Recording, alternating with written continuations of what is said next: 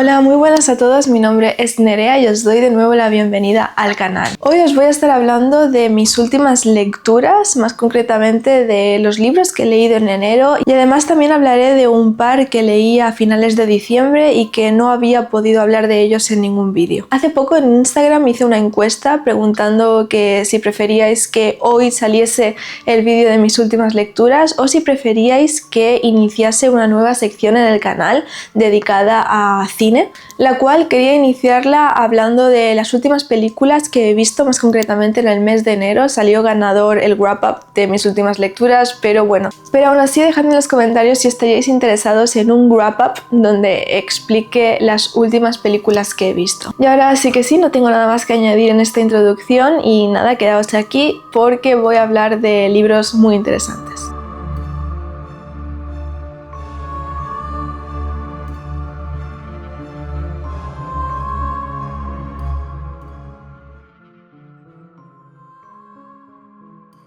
Voy a empezar hablando de esos libros que se me quedaron en el tintero en diciembre y voy a empezar con Temporada Baja de Jack Ketchum. De Jack Ketchum he leído La chica de al lado y como ya muchos sabréis es una novela que me encantó, es durísima pero me gustó mucho. Tengo por mis estanterías Perdición, pero aún no he podido leerlo, y cuando salió Temporada Baja pues me llamó muchísimo la atención, sobre todo por la maravillosa cubierta de la biblioteca de Carfax y además que tenía pendiente continuar con el autor y dije, vale, esta es la señal. Y ya os adelanto que Temporada Baja me ha decepcionado bastante. En esta novela una de nuestras protagonistas será Carla, una chica que decidirá ir a pasar una temporada relajada en una casa alejada de la sociedad en el pueblecito de Maine, y también planea que sus amigos y su hermana lleguen en algún momento para pasar allí unos días con ella.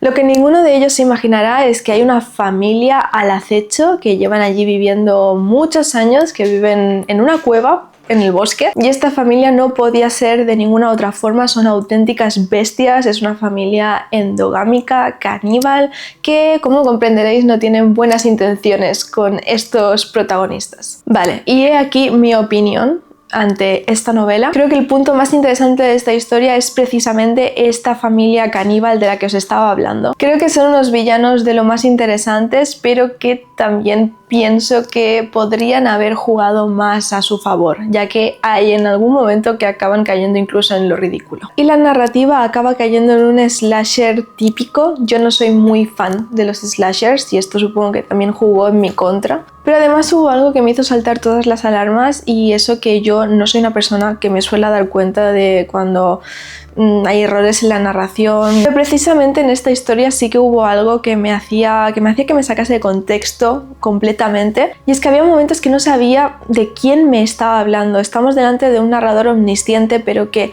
en una misma frase podía cambiarte el punto de vista del personaje sin aparentes pistas para que supiésemos que estaba hablando de otra persona, y eso hacía que me confundiera muchísimo. Si no me equivoco, esta es la primera novela de Jack Ketchum, así que se le perdona, pero sabiendo esto no recomendaría Temporada Baja. Creo que del mismo autor podéis leer La chica de al lado y no he leído más, no os puedo recomendar más, pero estoy segura que otras novelas que yo aún no he leído son superiores en cuanto a calidad.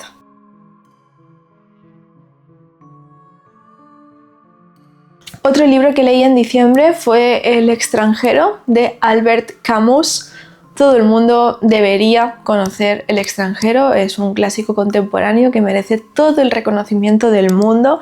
Como ya sabéis, estoy completamente obsesionada con El túnel de Ernesto Sábato, así que como lo habían comparado tanto con El extranjero, definitivamente debía leer El extranjero, y siempre lo hago, pero es que creo que no hay mejor forma para empezar a hablar del extranjero que no sea leer la primera frase, la frase con la que inicia esta historia. Mamá se ha muerto hoy, o puede que ayer, no lo sé. He recibido un telegrama del asilo. Madre fallecida, entierro mañana, sentido pésame. no quiere decir nada, a lo mejor fue ayer. En esta historia seguimos a un hombre, a nuestro único protagonista, con el cual se nos hará imposible empatizar, ya que este hombre presenta una falta de empatía hacia el mundo en general. Este hombre, este protagonista, ve el mundo, ve la vida, ve el día a día como algo absurdo. Lo habéis podido comprobar en esta primera frase en la cual le está diciendo que su madre ha muerto y su forma de vivir esa experiencia es completamente fría. Toda esta visión del mundo luego se asociará a Albert Camus con esta filosofía del absurdo. Este personaje y esta forma de ver el mundo va acompañado constantemente con un clima que es muy importante porque dedica su tiempo a describir cómo el sol del mediodía está tiñendo estos campos áridos, un sol ardiente, una calor aplastante. Donde en medio de este paisaje desolador tenemos a este hombre que vive por impulso, porque no le importa su día a día, no le importa el futuro, no le importa el pasado, porque todo da igual, porque todo dará igual cuando la muerte llegue, reduciendo así la vida a un sinsentido. El extranjero es una obra de lo más interesante que si no la habéis leído os recomiendo que le deis una oportunidad.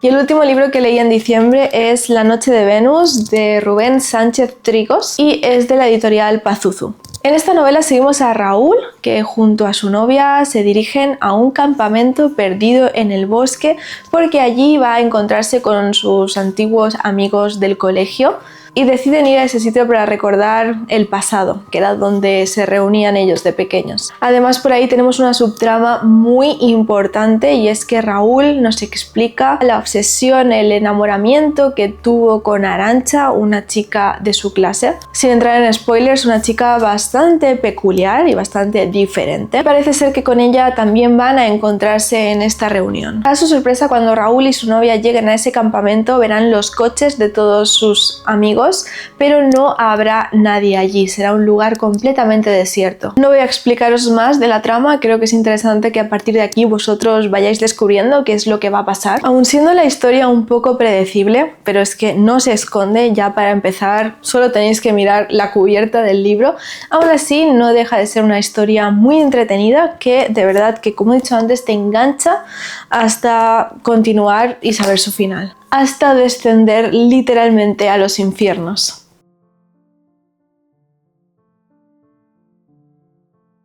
Vale, ahora sí empezamos ya con las lecturas de enero. Inicié el año leyendo Juicio a Satán de Ray Russell. Esta es una novela de terror religioso de posesiones anterior a El Exorcista. Y esto quiero recalcarlo porque me sorprendió muchísimo, me ha gustado muchísimo Juicio a Satán. La recomendaría a todo el mundo que le interese el terror religioso. Y que además cuando lees Juicio a Satán ves claras inspiraciones del Exorcista en cuanto a esta novela, como por ejemplo la típica escena del vómito verde ya aparece en esta historia. La trama no tiene demasiado misterio, aquí seguimos al padre Gregory que llegará a una nueva parroquia y allí se encontrará que está ocurriendo algo de lo más espeluznante con una chica, una niña llamada Susan, que parece que algo rarísimo le está ocurriendo, como que no puede ni siquiera poner un pie en una iglesia. Las cruces le queman en la piel y además de tener episodios de pura histeria. Así que cuando la cosa empiece a escalar de nivel decidirán intentar hacerle un exorcismo. Esta novela es muy interesante, aun teniendo la típica sinopsis de una novela de terror religioso, aún así nos presenta unas reflexiones de verdad que a mí me sorprendieron, me maravillaron, sobre todo para la época en la que está escrita. Es una historia también muy psicológica, deja un poco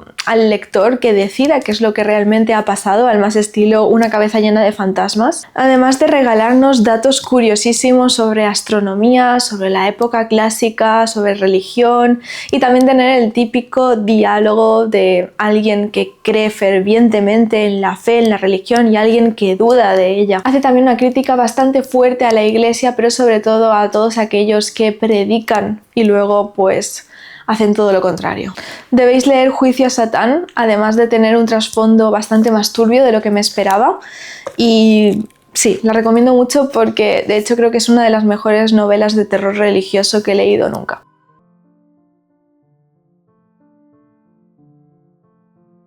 Continuamos, en enero también leí Ánima de Wajdi Mowawat, seguramente no se pronuncia así. Yo tengo una edición en catalán, pero podéis encontrarla perfectamente en castellano. Esta es una historia que tenía todas las papeletas para que fuese una novela hecha para mí, pero por algún motivo que desconozco, a día de hoy se me hizo un tanto insufrible. No dudéis en compraros esta novela y darle una oportunidad, porque yo soy la rara aquí. A casi todo el mundo que ha leído Anima le ha encantado. Solo hay que ver las reseñas de Goodreads. Creo que este libro tiene como un 4, algo, que eso es bastante teniendo en cuenta que el máximo son 5 estrellas. Esta historia iniciará con una imagen muy potente que a mí me dejó con la boca abierta, y es que veremos a nuestro protagonista que entra en casa después de hacer la compra y se encuentra a su mujer muerta en el salón, pero además muerta de una forma espeluznante y macabra, y es que tiene muchas incisiones provocadas por un arma blanca por la zona del abdomen y la entrepierna. Además de que se puede ver claramente que por esos agujeros alguien la ha violado. Os podéis imaginar el drama de este personaje y que obviamente querrá cogerse la justicia por su mano e ir en busca de su asesino. Creo sinceramente que el mayor problema, y quizá para otros la mayor virtud de esta historia, es su decisión de narrador. Y es que aquí tenemos un narrador de lo más curioso, no he visto esto nunca en mi vida. Nuestro narrador son diferentes animales. Sí, esta historia nos la narran animales. Los capítulos normalmente son bastante cortos, que pueden ser literalmente un parágrafo, y cada vez que cambiamos de capítulo hay un animal diferente que está siguiendo de cerca o se ha topado por alguna razón con nuestro protagonista y está narrando lo que él ve de este personaje. ¿Qué pasa? Que al cambiarme constantemente de narrador, por un lado tenemos a una rata, luego de repente tenemos a un perro que te está hablando, luego a un gato, luego a un pájaro, luego a una cucaracha, una hormiga, todo lo que os podéis imaginar, pues os están narrando esta historia. Y como constantemente te está cambiando de punto de vista de narrador, y como la voz narrativa no cambia, a mí se me hacía muy difícil identificar qué animal me estaba hablando y acababa por desconectar y simplemente intentar seguir el hilo narrativo de la historia. Esta historia, con la carga emocional que presenta, para mí hubiese funcionado infinitamente mejor si hubiese sido un narrador omnisciente de nuestro personaje o un narrador en primera persona, porque hubiese podido empatizar, hubiese podido acompañar a este hombre triste en este viaje hacia el asesino de su mujer. Si os soy completamente sincera, llegué al final, terminé esta novela, pero acabé leyendo en diagonal, porque estaba a punto de provocarme un bloqueo lector, pero necesitaba saber a ver cómo acababa ya esta historia, y sí que tiene un giro final interesante, pero que yo me encontraba ya en un punto de total desinterés. Continuamos con uno de esos libros que sé que gustan a muchos de vosotros. Es uno de esos libros de terror extremo, de splatterpunk, y es Praderas de Sangre, una antología de splatter western, porque sí estamos delante de unos relatos splatterpunk pero ambientados en el oeste. Esta antología dispone de 4 relatos bastante pequeñitos, porque bueno, como podéis ver, el libro no es muy grande, y para mí fue una antología un tanto irregular porque hubo 2 relatos que me gustaron mucho y 2 relatos que no me gustaron en absoluto. El primer relato es de Flor Canosa. Flor Canosa la conoceréis posiblemente por Pulpa, una novela que leí pero no me gustó demasiado, no creo que fuese una historia para mí, y lo mismo ha ocurrido con este relato. Creo sinceramente que Flor Canosa pues no es una escritora que sea de mi agrado. Pero luego en esta misma antología tenemos el relato El Sheriff Godman contra el bisabuelo de Shinataro Kago, que es de Ian McWarburg, y luego el relato Barker en el Viejo Oeste del escritor Takeshi García. No sé quién son estos 2 escritores, pero la verdad es que me gustaron muchísimo sus relatos. Es una locura, ¿qué os voy a decir? En el relato del Sheriff Godman contra el bisabuelo de Shinataro Kago, seguimos a un sheriff en el antiguo oeste que tiene problemas, ya que los habitantes del pueblito donde vive están quejándose de que se les hace imposible ir al lavabo, y eso es por culpa de un señor chino que ha llegado hace poco al pueblo. Si esto ya de por sí os parece surrealista, tenéis que leerlo para experimentar la locura que nos transmite este relato. Este sheriff irá a investigar, irá a hablar con este hombre que ha llegado nuevo y sí, estará metido en una serie de rituales de lo más macabros, de lo más enfermicios. Además, este relato presenta muchos pasajes escatológicos. Yo es una cosa con la que no puedo. Creo que de todos los trigger warnings es el que más me afecta. Cuando hay pasajes escatológicos, de verdad que siento náuseas. Y en el siguiente relato que me gustó, el de Barker en el Viejo Oeste, es muy resumido. Un hombre que viene del futuro y entra en el típico bar del oeste y empieza a decir que nada de lo que hagan le sorprende, por muy macabro y muy enfermizo que sea. Así que estas personas que estaban en el bar se sienten retadas de alguna forma y se les empieza a ir la olla, en el sentido más macabro de la palabra, para intentar impresionar a este hombre del futuro. Aparecen escenas como alguien comiéndose un aborto, escenas zoofílicas y ya os podéis imaginar por dónde puede ir todo esto. En fin, que si os gusta el terror extremo os recomiendo la antología de relatos Praderas de Sangre. Y casi se me olvida, pero es de la editorial Patos Formel.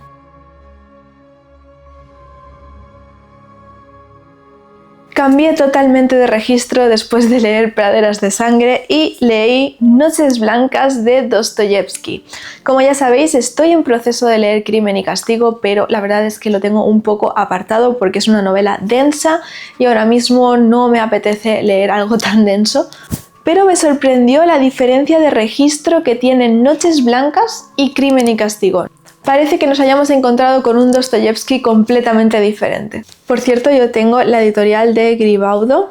La cubierta tenemos después este dibujito, que es bastante bonito. Noches Blancas es una historia muy bonita, pero que no puedes evitar sentir un sabor agridulce en tu boca cuando terminas de leer esta historia, porque es muy bonita, es muy melancólica, pero a la vez es muy triste. No hay demasiado que explicar de esta historia, al final es una novela más de personajes, sobre todo de nuestro protagonista.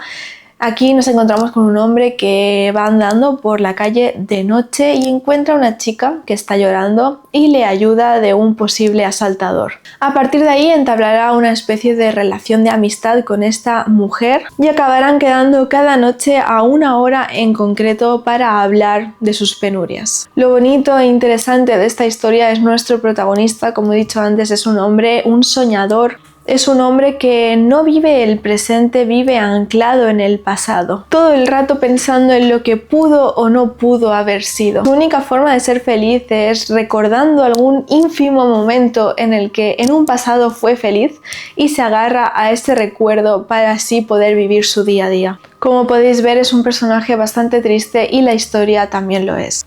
Además de que estamos hablando de Dostoyevsky, Dostoyevsky tiene una prosa impecable, impresionante, cada palabra significa algo.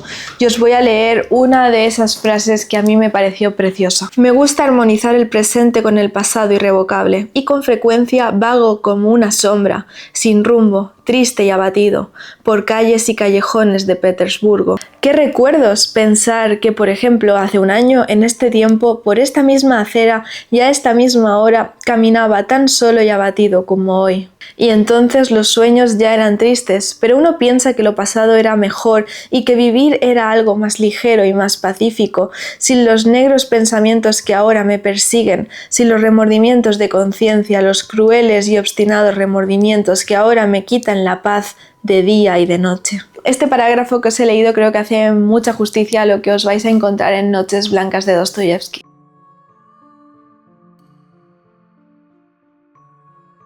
Y ahora sí, llegamos a la última novela que leí en enero y fue Linaje de Kialan Patrick de la editorial Dilatando Mentes. De hecho, es una de las novedades de la editorial. Esta lectura la leí en lectura conjunta junto a Chelo y a ella le encantó. De hecho, si aún no la habéis visto, Chelo ha sacado la reseña de Linaje y es una maravillosa reseña que hace completamente justicia a esta historia, así que id a verla en su canal. Voy a intentar explicar el por qué Linaje me dejó un poco fría. Esta novela está dividida en tres partes. La primera parte me encantó, me gustó muchísimo, sobre todo el inicio de esta novela. Vemos a una de las que será nuestra protagonista, está escapando de una serie de hombres, de chicos que la están maltratando y ella está completamente malherida, casi al borde de la muerte, corriendo. Este inicio me pareció de lo más potente, es uno de los mejores inicios que he leído nunca y me recordó inevitablemente al inicio de la famosísima película Martyrs. En esta pequeña primera parte iremos conociendo poco a poco a estos villanos que son unos rednecks pirados que son extremadamente religiosos, pero que de alguna forma se han formado su propio culto. Y de verdad que tiene escenas que valen muchísimo la pena, de lo enfermizas y de lo maravillosas que llegan a ser. Como he dicho, me pareció un inicio muy prometedor, con unos personajes que tenían una potencia increíble. También sabremos que esta chica es la única superviviente del grupo de sus amigos que, por desgracia, acabaron topándose con este grupo de rednecks pirados. Todos sus amigos, incluido su novio, están muertos, excepto ella. Pero luego pasamos a la segunda parte, y en esta segunda parte, que es el gran peso de la novela, son como 200 páginas, aquí se nos abrirá un abanico de nuevos personajes. Son personajes que de alguna forma están relacionados con esta masacre que se nos ha explicado en la primera parte, ya sean los hermanos de algún fallecido, los padres, los diferentes familiares, y esta parte hizo que perdiese un poco el interés, hizo que el hype por esta historia bajase muchísimo, ya que ninguno de estos personajes me parecía que tenía suficiente fuerza, los diálogos eran aburridos y yo quería que volviesen a la esencia de esa primera parte, a esta historia macabra con estos rednecks, con esta superviviente, para luego llegar a una tercera parte que no os explicaré para no caer en spoilers, pero que acaba pasando lo que sabes que va a pasar desde el primer momento, para mí sin ningún tipo de sorpresa, sin ningún tipo de giro de trama realmente interesante, aunque esto sí que debo reconocerlo, y es que cada uno de estos personajes acaba teniendo el final perfecto, un final redondo para cada una de las personalidades que se nos habían presentado, pero aún así seguí sintiendo que esta personalidad, esta fuerza que prometía en esta primera parte, no la supo mantener y se diluyó en nada. Aún así creo que al linaje le acabé poniendo 3 estrellas, es una buena nota, me gustó, me entretuvo, así que si os llama la atención, dadle una oportunidad.